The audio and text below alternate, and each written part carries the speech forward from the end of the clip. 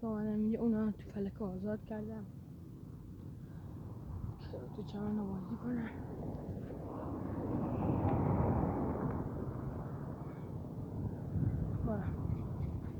برم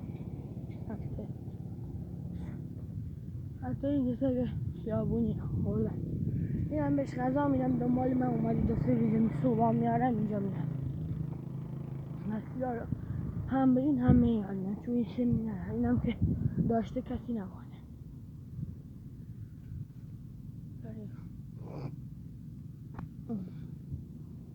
اینجا دستشوی بندلی شد و کدک چه هم روش جیش کرده بود بندش میاست